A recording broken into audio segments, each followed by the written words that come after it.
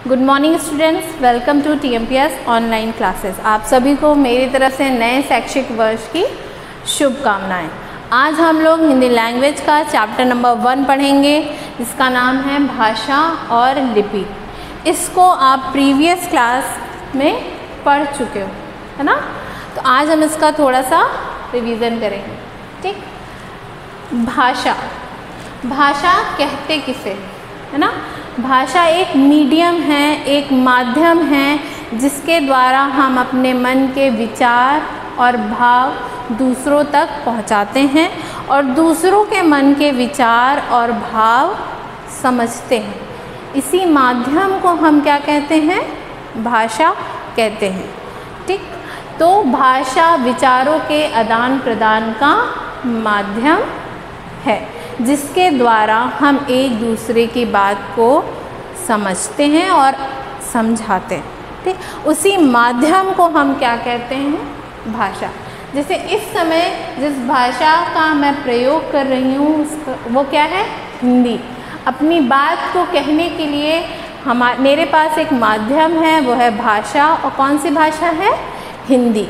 तो ये हिंदी भाषा मेरा माध्यम है आप तक अपनी बात को पहुंचाने के लिए, ठीक। आप जब अपनी बात मुझ तक पहुंचाएंगे तो आप भी किसी लैंग्वेज का यूज़ कर सकते हैं, लाइक हिंदी, इंग्लिश, साउथ में कन्नड़, मलयालम, तेलुगु, तमिल, ये सारी क्या हैं, भाषाएं हैं, माध्यम हैं अपनी बात दूसरों तक पहुंचाने के लिए। अगर हम कोई भी लैंग्वेज नहीं जाने, ठीक, अगर हमें कोई भी लैंग्वेज नहीं पता तो हम अपनी बात दूसरों तक नहीं पहुंचा सकते।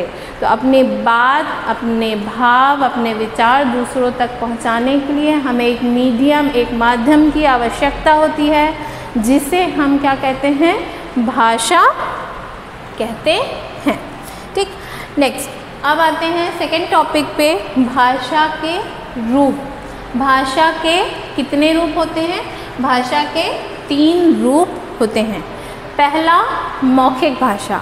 मौखिक भाषा वह भाषा होती है जिसमें हम अपनी बात बोलकर दूसरों तक पहुंचाते हैं और दूसरा हमारी बात सुनकर उसको समझता है, ठीक। ऐसी भाषा को हम क्या कहते हैं, मौखिक भाषा, जिसमें हम अपनी बात बोलकर दूसरों तक पहुंचाते हैं। मौखिक भाषा में बोलना और सुनना शामिल होता है। जिस भी भाषा में बोलना और सुनना शामिल होगा वहाँ मौखिक भाषा होगी। मौखिक भाषा का उदाहरण है, जैसे हम टेलीफोन पे बात करते हैं। टेलीफोन पे बात करते समय हम अपनी बात कहते हैं, दूसरा सुनता है, और जब सामने वाला कहता है तो हम सुनते हैं। ये क्या हो गया, मौखिक भाषा का उदाहरण। दूसरा उदाहरण, जैसे आप रेडियो सुन रहे हो, तो रेडियो सुनना भी मौखिक भाषा का ही उदाहरण है, जिसमें रेडियो बज रहा है और आप उसको सुन रहे हो।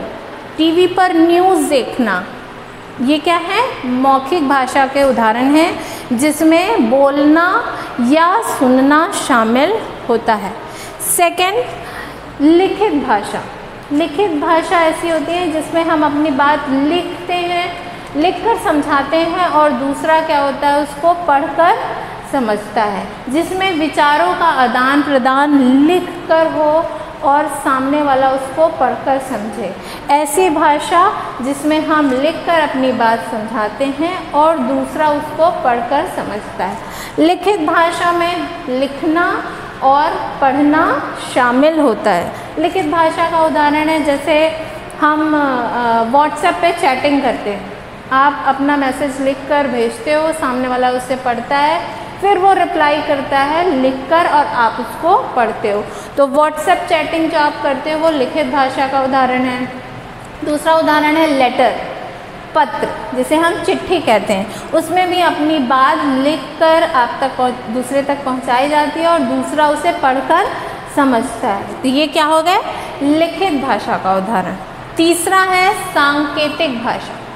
सांकेतिक भाषा, संकेत के द्वारा माध्यम से हम जब बातचीत करते हैं, संकेत मीन्स इशारों में जब हम बातचीत करते हैं, उसे हम क्या कहेंगे, सांकेतिक भाषा। जिसमें कोई बातचीत नहीं हो रही है, कुछ लिखना पढ़ना नहीं हो रहा है, बस इशारे में हम अपने विचार आपके सामने रख देते हैं। इसका उदाहरण है ट्रैफिक लाइट या ट्रैफिक पुलिस। ट्रैफिक लाइट सांकेतिक भाषा का उदाहरण है। जब आप ट्रैफिक लाइट को देखें, उसमें रेड, येलो, ग्रीन लाइट्स होती हैं। अगर रेड लाइट जल रही है तो वो क्या इशारा करें कि आपको रुक जाना है। येलो में आपको क्या होना, तैयार होना है, और ग्रीन में जाना है। तो एक टाइप का संकेत है कि आपको कब क्या करना है। तो ये जो ट्रैफिक लाइट या ट्रैफिक पुलिस वाले हैं, ये सांकेतिक भाषा का प्रयोग करते हैं अपनी बात आपको बताने के लिए। तो भाषा के 3 रूप होते हैं, मौखिक भाषा, लिखित भाषा, तीसरा है सांकेतिक भाषा। That's all for today. आपको एक छोटी सी वर्कशीट जाएगी जिसको आपको हिंदी लैंग्वेज कॉपी में लिखना है। ध्यान रहे जब आप अपनी फेयर कॉपी में काम कर रहे हो तो आपको डेट डालनी है, चैप्टर नंबर डालना है, चैप्टर नेम डालना है, फिर जो एक्सरसाइज आपकी वर्कशीट में गई है उसको करना है। उसके नीचे आपको फिनिशिंग लाइन ड्रॉ करनी है प्रॉपरली, जैसे आप क्लास वर्क करते हो आपको वैसे ही सफाई के साथ काम करना है। Thank you.